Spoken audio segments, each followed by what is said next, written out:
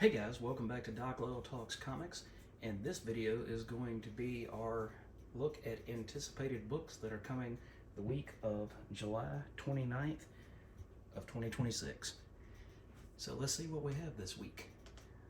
Alright, we have Detective Comics Annual and Superman Annual, and it looks like Detective Comics is going to have Lobo as a guest star, and Superman is Year 1000. So we're going back and talking about the DC KO event and finding out a little bit more about Superman and how he became the KO champion and where we're going to go from here with the upcoming reappearance of Zod in the Superman books. Alright, what else do we have? Looks like one of the biggest ones is Marvel's Queen in Black issue number 1. And this one is Hell on Earth. On the farthest edges of the solar system, Noel, the god of the void, builds a brand new army to destroy Earth. But Hela of Asgard might have gotten there first, as she makes planetfall with a legion of the galaxy's deadliest symbiotes. Two of the most powerful evils in the galaxy are at war, and the son of Venom is caught right in the middle. So this is written by Al Ewing, with art by Iban Coelho. And, sorry guys, I got cats here in the background messing with me, and that's a pretty cool looking cover. You've got Hela taking out a bunch of different characters here. And do we have any? Oh man, that's a Patrick Gleason white webhead variant. Way to go, Pat. Another amazing cover, man. That's cool looking. Let's check this out in bigger form. Oh dude, that is good. I don't even like this book and don't plan on picking it up, but that's just another amazing cover by Patrick Gleason, which is similar to his cover from Amazing Spider-Man 55 a couple of years ago. Alright, I'll go back again. See what our next book is that we're going to look at. We're going to scroll down. We have the continuation of Spider-Man Brand New Day, and I'm not reading that one. Let's see. But we also have this one that I am going to be picking up, and it's What If Spider-Man, and it's written by J.M. DeMatteis, and it says, leaving Spider-Man broken, insane, and vulnerable to the influence of an old enemy. And who better to fill the void left by the spider than Kraven the Hunter? One way or another, both Kraven and Peter will become something more, and finally settle the score between them. The author of the greatest Spider-Man story of all time, J.M. DeMatteis, returns for a bold reimagining of the aftermath of Kraven's last hunt. So this is 32 pages for $4.99. Look at this cover, man. It looks very reminiscent of Mike Zeck. Speaking of Mike Zeck, check out this cover right here. It's a Yildiray Cinar variant cover. Look at that. How cool is that, man? How cool is that? And that's definitely the cover that I'm going to have to pick up for that book, because it is on point with Amazing Spider-Man 294. And that was one of my favorite covers by Mike Zeck that he ever did for Spidey. So, man, look at that. That just takes you back. Takes you back to a different time with these books. Okay. Third book we're going to look at, coming out this week. I think it was kind of a smaller week because you had San Diego Comic-Con, and so they didn't want to give away all their secrets at Comic-Con, but they didn't want a whole bunch of titles in case people had to travel back. Alright, next up we have Conan the Barbarian, issue number 33. This is written by Jim Zub, and I believe Dagnino is the artist on here. It says the brand new story arc, Cursed Shores Beyond, begins here. Conan and Valeria are pirates of the Red Brotherhood living a life of lawless adventure on the Western Sea, but occult forces from the Sumerians' past have him in their sights once more, and they will not rest until the barbarian's body and soul are torn asunder. And you get that really awesome cover there. What else do we have? Anything else that really stands out?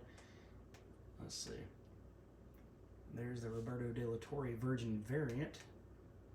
And there's the foil variant.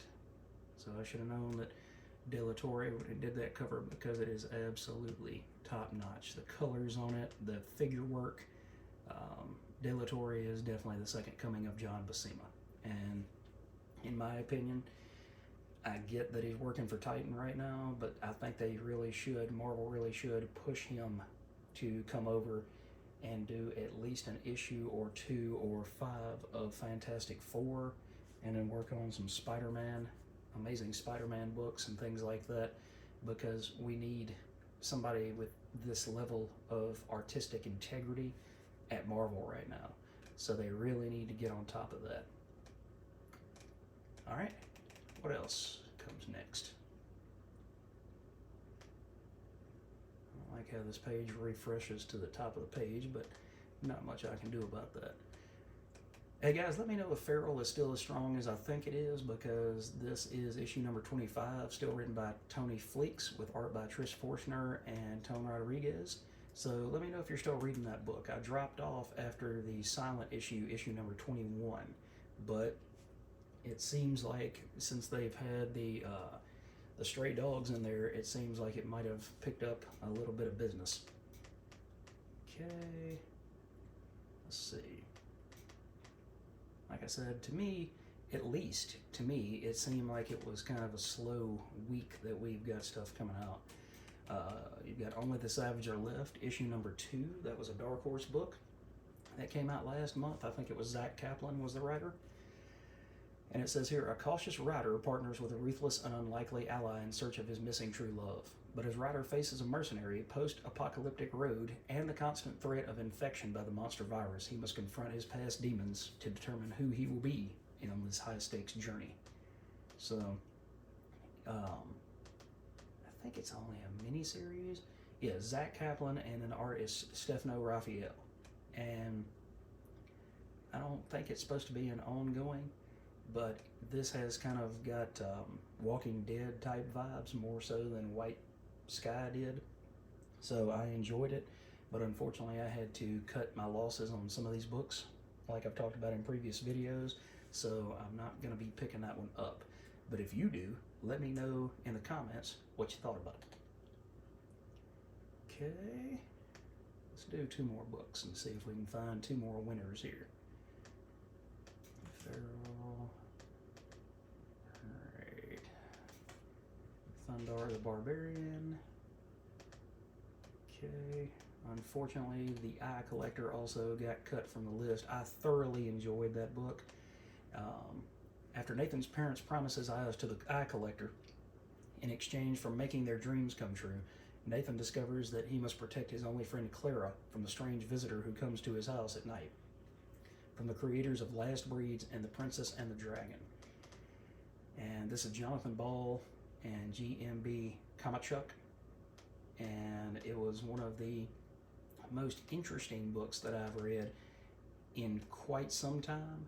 It was like they had woken up almost like an ancient god, like one of H.P. Lovecraft's, elders.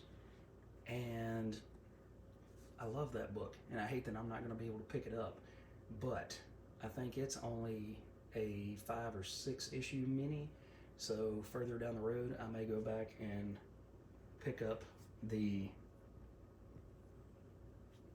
trade paperback of this one.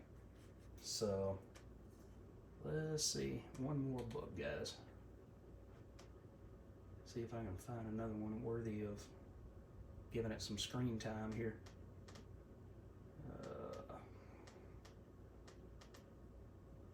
Okay, all right, we'll end on a high note, guys.